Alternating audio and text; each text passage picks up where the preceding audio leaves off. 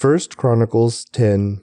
Now the Philistines attacked Israel, and the men of Israel fled before them. Many were slaughtered on the slopes of Mount Gilboa. The Philistines closed in on Saul and his sons, and they killed 3 of his sons, Jonathan, Abinadab, and Malchishua. The fighting grew very fierce around Saul, and the Philistine archers caught up with him and wounded him. Saul groaned to his armor-bearer, "Take your sword and kill me before these pagan Philistines come to taunt and torture me." But his armor-bearer was afraid and would not do it. So Saul took his own sword and fell on it.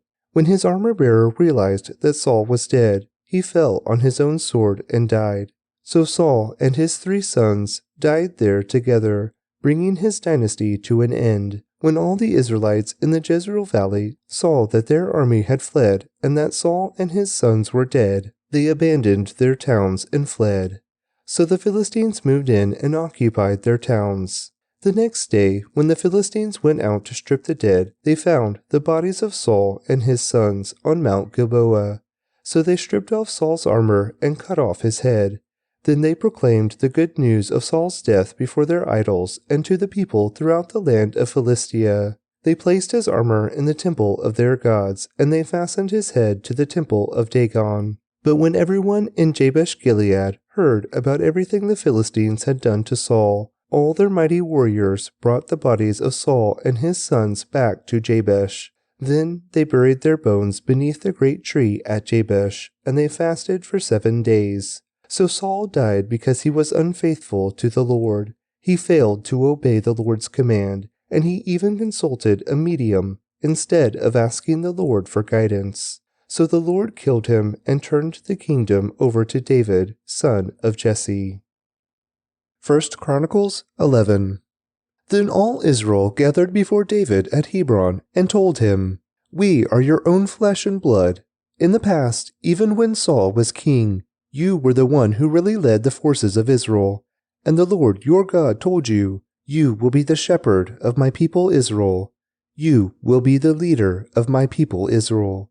So there at Hebron, David made a covenant before the Lord with all the elders of Israel, and they anointed him king of Israel, just as the Lord had promised through Samuel. Then David and all Israel went to Jerusalem, or Jabes, as it used to be called, where the Jebusites, the original inhabitants of the land, were living. The people of Jebus taunted David, saying, "You'll never get in here." But David captured the fortress of Zion, which is now called the City of David. David had said to his troops, "Whoever is first to attack the Jebusites will become the commander of my armies." And Joab, the son of David's sister Zeruiah, was first to attack, so he became the commander of David's armies. David made the fortress his home, and that is why it is called the City of David. He extended the city from the supporting terraces to the surrounding area, while Joab rebuilt the rest of Jerusalem. And David became more and more powerful, because the Lord of Heaven's armies was with him. These are the leaders of David's mighty warriors. Together with all Israel, they decided to make David their king, just as the Lord had promised concerning Israel. Here is the record of David's mightiest warriors.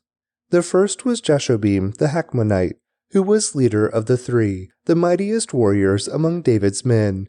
He once used his spear to kill 300 enemy warriors in a single battle. Next in rank among the 3 was Eleazar, son of Dodai, a descendant of Ahoah. He was with David when the Philistines gathered for battle at Pas Dammim and attacked the Israelites in a field full of barley. The Israelite army fled, but Eleazar and David held their ground in the middle of the field and beat back the Philistines. So the Lord saved them by giving them a great victory. Once when David was at the rock near the cave of Adullam, the Philistine army was camped in the valley of Rephaim. The 3, who were among the 30, an elite group among David's fighting men, went down to meet him there. David was staying in the stronghold at that time, and a Philistine detachment had occupied the town of Bethlehem. David remarked longingly to his men, "Oh, how I would love some of that good water from the well by the gate in Bethlehem." So the 3 broke through the Philistine lines, drew some water from the well by the gate in Bethlehem, and brought it back to David. But David refused to drink it. Instead, he poured it out as an offering to the Lord. God forbid that I should drink this, he exclaimed. This water is as precious as the blood of these men who risked their lives to bring it to me. So David did not drink it. These are examples of the exploits of the 3. Abishai, the brother of Joab, was leader of the 30. He once used his spear to kill 300 enemy warriors in a single battle. It was by such feats that he became as famous as the 3. Abishai was the most famous of the 30 and was their commander, though he was not one of the 3. There was also Benaiah, son of Jehoiada, a valiant warrior from Kabzeel. He did many heroic deeds, which included killing 2 champions of Moab. Another time, on a snowy day, he chased a lion down into a pit and killed it. Once, armed only with a club, he killed an Egyptian warrior who was 7.5 feet tall, and who was armed with a spear as thick as a weaver's beam. Benaiah wrenched the spear from the Egyptian's hand and killed him with it. Deeds like these made Benaiah as famous as the 3 mightiest warriors. He was more honored than the other members of the 30, though he was not one of the 3. And David made him captain of his bodyguard.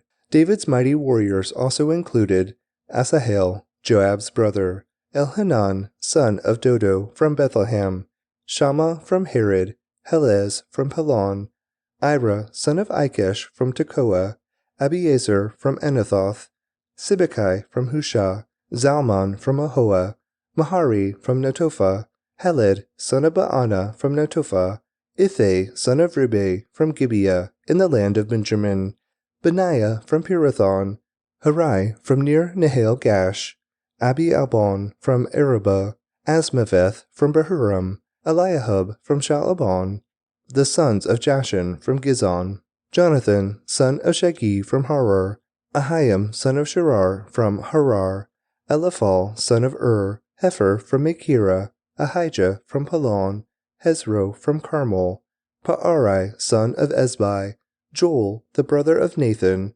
Mibhar, son of Hagri, Zelek from Ammon, Naharai from Beeroth, the armor-bearer of Joab, son of Zeruiah, Ira from Jatir, Gareb from Jatir, Uriah the Hittite, Zabed, son of Ale, Adina, son of Shiza, the Reubenite leader, who had 30 men with him, Hanan, son of Maacah, Joshaphat from Mithna, Uzziah from Ashtaroth, Shammah and Jael, the sons of Hotham, from Aroer, Jadiel, son of Shimri, Jaha, his brother, from Tiz, Eliel from Ahava, Jerubai and Joshaviah, the sons of Elnaam, Ithma from Moab, Eliel and Obed, Jaaziel from Zobah.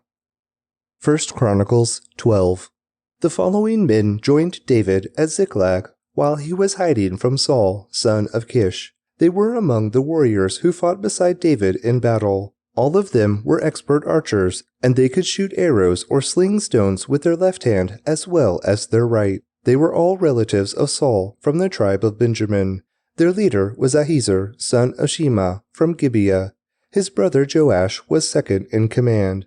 These were the other warriors: Jeziel and Pelet, sons of Asmaveth, Berekah, Jehu from Anathoth, Ishmaiah from Gibeon, a famous warrior and leader among the 30, Jeremiah, Jahaziel, Johanan, and Josabad from Gedera, Eluzai, Jeremoth, Bealiah, Shemariah, and Shephatiah from Haraph, Elkanah, Ishiah, Azarel, Joezer, and Jashobim, who were Korahites, Jola and Zebediah, sons of Jeroham from Gedor. Some brave and experienced warriors from the tribe of Gad also defected to David while he was at the stronghold in the wilderness. They were expert in both shield and spear, as fierce as lions and as swift as deer on mountains. Ezer was their leader, Obadiah was second, Eliab was third, Mishmanah was fourth, Jeremiah was fifth, Attai was sixth, Eliel was seventh, Johanan was eighth, Elzabad was ninth, Jeremiah was 10th, Machbenah was 11th. These warriors from Gad were army commanders. The weakest among them could take on 100 regular troops, and the strongest could take on 1,000. These were the men who crossed the Jordan River during its seasonal flooding at the beginning of the year and drove out all the people living in the lowlands on both the east and west banks. Others from Benjamin and Judah came to David at the stronghold, David went out to meet them and said, "If you have come in peace to help me, we are friends. But if you have come to betray me to my enemies when I am innocent, then may the God of our ancestors see it and punish you." Then the Spirit came upon Amasiah, the leader of the 30, and he said, "We are yours, David. We are on your side, son of Jesse. Peace and prosperity be with you, and success to all who help you, for your God is the one who helps you." So David let them join him, and he made them officers over his troops. Some men from Manasseh defected from the Israelite army and joined David when he set out with the Philistines to fight against Saul. But as it turned out, the Philistine rulers refused to let David and his men go with them. After much discussion, they sent them back, for they said, "It will cost us our heads if David switches loyalties to Saul and turns against us." Here is a list of the men from Manasseh who defected to David as he was returning to Ziklag: Adnah, Jozabad, Jediel, Michael, Jozabad, Elihu, and Zilethai. Each commanded 1,000 troops from the tribe of Manasseh. They helped David chase down bands of raiders, for they were all brave and able warriors who became commanders in his army. Day after day, more men joined David until he had a great army, like the army of God. These are the numbers of armed warriors who joined David at Hebron. They were all eager to see David become king instead of Saul, just as the Lord had promised. From the tribe of Judah there were 6,800 warriors armed with spears and shields. From the tribe of Simeon there were 7,100 brave warriors. From the tribe of Levi there were 4,600 warriors. This included Jehoiada, leader of the family of Aaron, who had 3,700 under his command. This also included Zadok, a young brave warrior, with 22 members of his family who were all officers. From the tribe of Benjamin, Saul's relatives, there were 3,000 warriors. Most of the men from Benjamin had remained loyal to Saul until this time. From the tribe of Ephraim, there were 20,800 brave warriors, each highly respected in his own clan. From the half-tribe of Manasseh, west of the Jordan, 18,000 men were designated by name to help David become king. From the tribe of Issachar, there were 200 leaders of the tribe with their relatives. All these men understood the signs of the time and knew the best course for Israel to take. From the tribe of Zebulun, there were 50,000 skilled warriors. They were fully armed and prepared for battle and completely loyal to David. From the tribe of Naphtali, there were 1,000 officers and 37,000 warriors armed with shields and spears. From the tribe of Dan, there were 28,600 warriors, all prepared for battle. From the tribe of Asher, there were 40,000 trained warriors, all prepared for battle. From the east side of the Jordan River, where the tribes of Reuben and Gad and the half-tribe of Manasseh lived, there were 120,000 troops, armed with every kind of weapon. All these men came in battle array to Hebron with the single purpose of making David the king over all Israel. In fact, everyone in Israel agreed that David should be their king. They feasted and drank with David for 3 days, for preparations had been made by their relatives for their arrival. And people from as far away as Issachar, Zebulun, and Naphtali brought food on donkeys, camels, mules, and oxen. Vast supplies of flour, fig cakes, clusters of raisins, wine, olive oil, cattle, sheep, and goats were brought to the celebration. There was great joy throughout the land of Israel. Acts of the Apostles 27. When the time came, we set sail for Italy.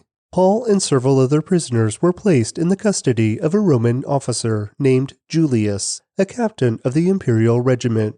Aristarchus, a Macedonian from Thessalonica, was also with us. We left on a ship whose home port was Adramyttium on the northwest coast of the province of Asia. It was scheduled to make several stops at ports along the coast of the province. The next day, when we docked at Sidon, Julius was very kind to Paul and let him go ashore to visit with friends so they could provide for his needs. Putting out to sea from there, we encountered strong headwinds that made it difficult to keep the ship on course. So we sailed north of Cyprus, between the island and the mainland. Keeping to the open sea, we passed along the coast of Cilicia and Pamphylia, landing at Myra, in the province of Lycia.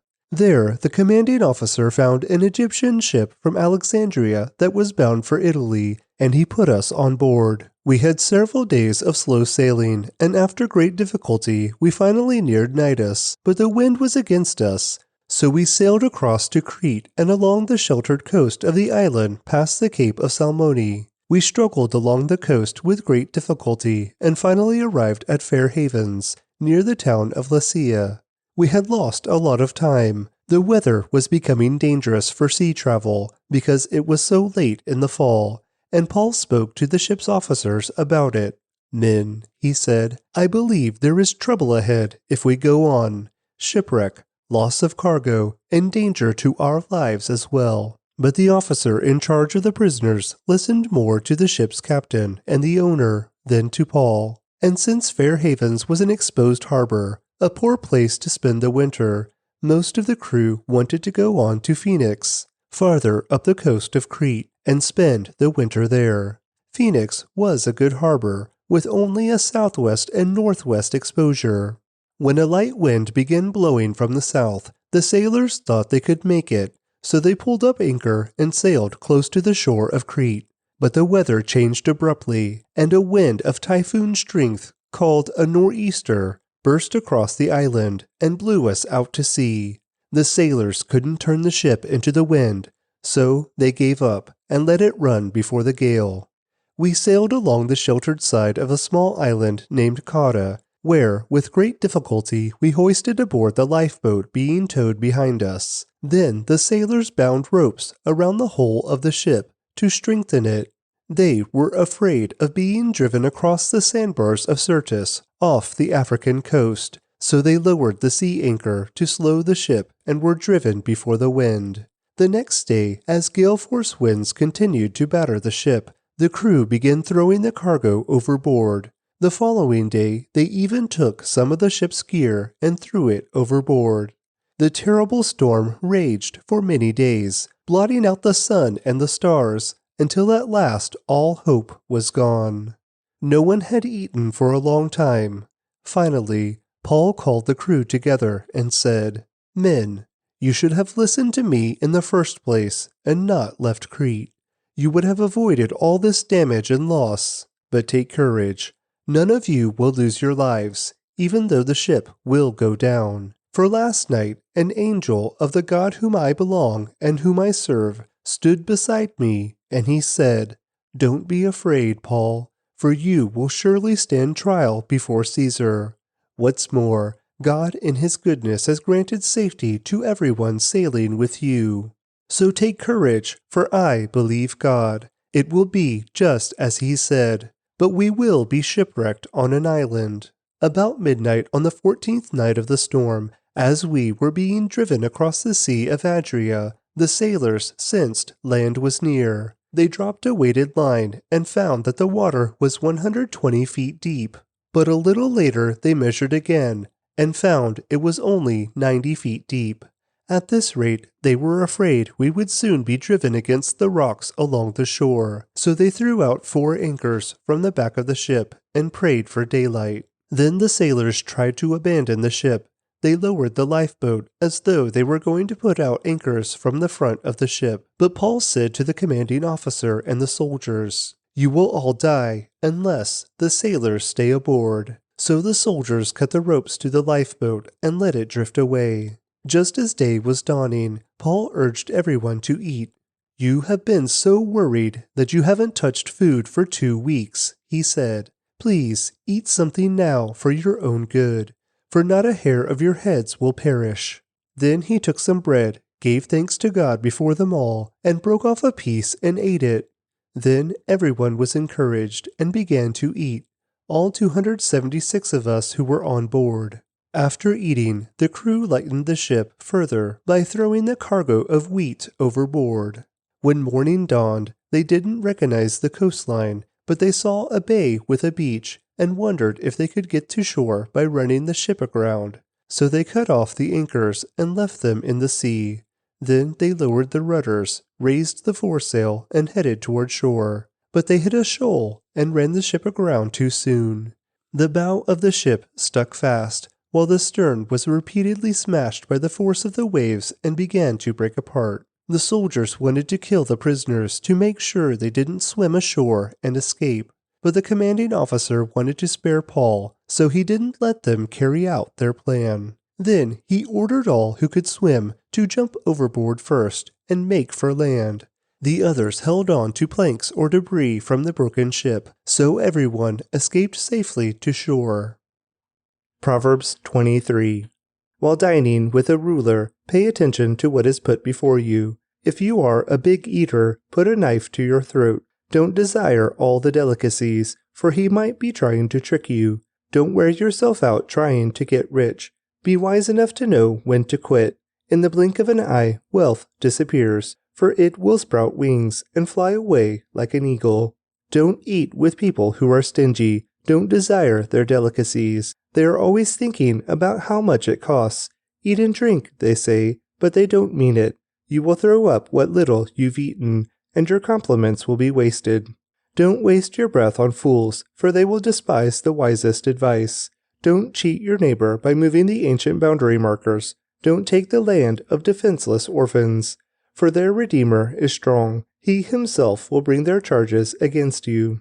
Commit yourself to instruction. Listen carefully to the words of knowledge. Don't fail to discipline your children. The rod of punishment won't kill them. Physical discipline may well save them from death. My child, if your heart is wise, my own heart will rejoice. Everything in me will celebrate when you speak what is right. Don't envy sinners, but always continue to fear the Lord.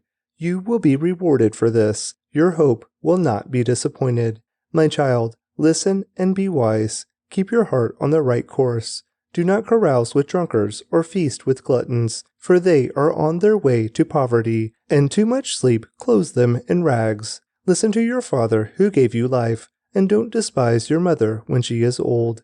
Get the truth and never sell it. Also get wisdom, discipline, and good judgment. The father of godly children has cause for joy. What a pleasure to have children who are wise. So give your father and mother joy.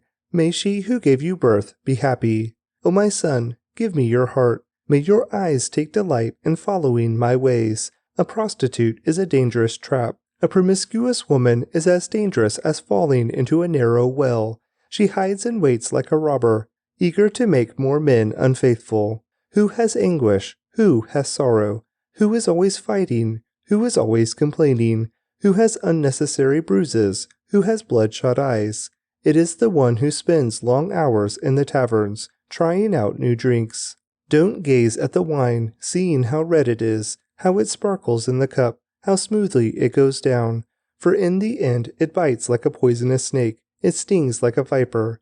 You will see hallucinations, and you will say crazy things. You will stagger like a sailor tossed at sea, clinging to a swaying mast. And you will say, "They hit me, but I didn't feel it. I didn't even know it when they beat me up. When will I wake up so I can look for another drink?" Psalm 116. I love the Lord, because he hears my voice and my prayer for mercy, because he bends down to listen. I will pray as long as I have breath.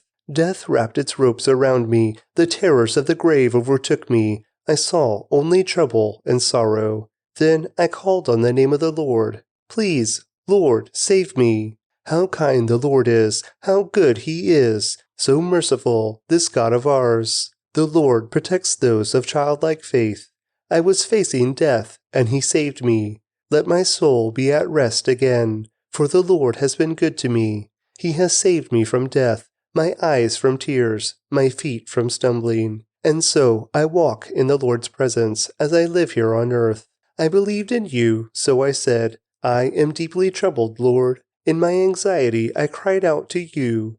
These people are all liars. What can I offer the Lord for all he has done for me? I will lift up the cup of salvation and praise the Lord's name for saving me. I will keep my promises to the Lord in the presence of all his people. The Lord cares deeply when his loved ones die. O Lord, I am your servant. Yes, I am your servant, born into your household. You have freed me from my chains. I will offer you a sacrifice of thanksgiving and call on the name of the Lord. I will fulfill my vows to the Lord in the presence of all his people, in the house of the Lord, in the heart of Jerusalem. Praise the Lord.